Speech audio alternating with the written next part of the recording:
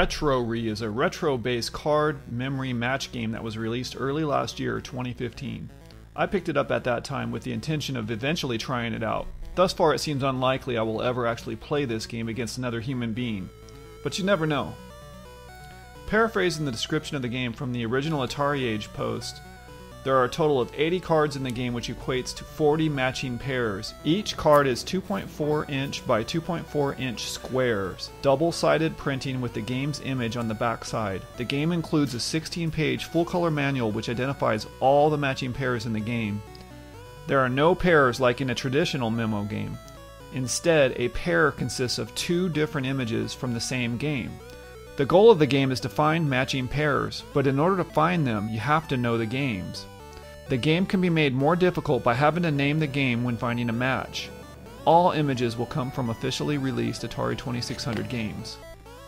The manual states this game is a memory training game for 1 to 10 players ages 30 and up. I believe the listed age is 30 and up for two reasons. One, the game contains a couple of 8-bit pornographic illustrations from the Atari 2600 game Custer's Revenge. And two, anyone less than around 30 years old will probably not have a clue what games the 8-bit illustrations represent. If you remove the two offending cards, I believe the game can be cleanly played with children or teenagers who are Atari 2600 savvy.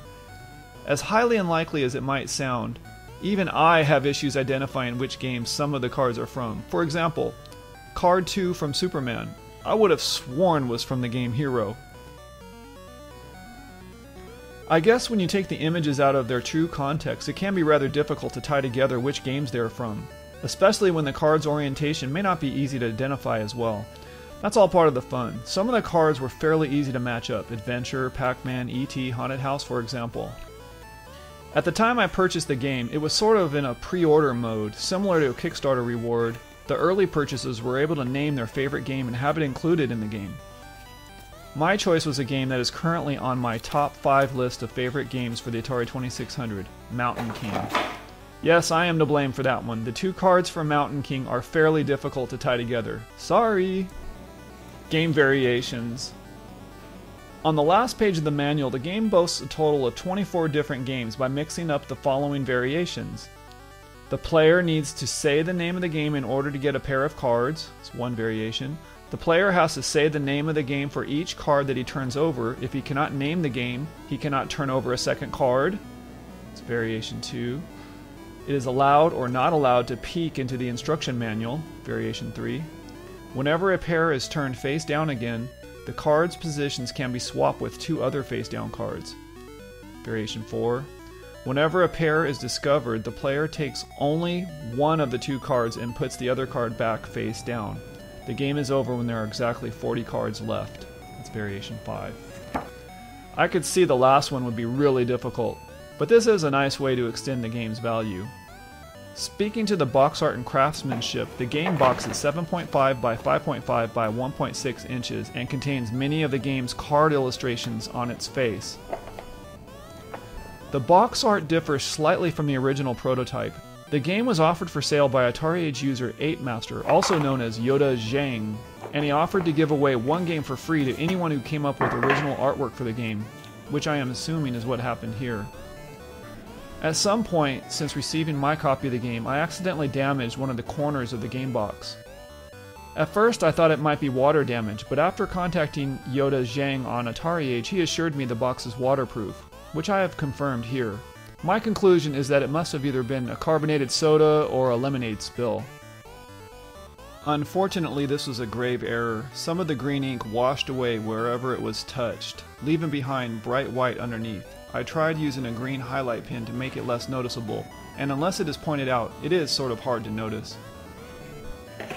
On what is currently the last RetroRe post on Atari Age, dated January 1st, 2016, Yoda Zhang states there are still a few copies left for purchase. I also learned from that post there is a mini version of the game with a playing card style. I looked online for where else you could purchase the game. It was not on eBay or Amazon, but you can go to Yoda's website link to make a purchase at www.yodasvideoarcade.com/retrore.html.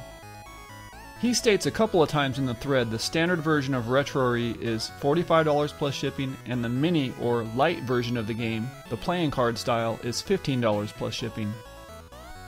I really like this game's concept, and I love the idea of using Atari 2600 8-bit themed graphics for use in memory matching style games. I definitely think this is a fun game, and it certainly challenges your memory. The suggested gameplay variations are a great idea, so I definitely recommend you check this one out and have fun memory matching.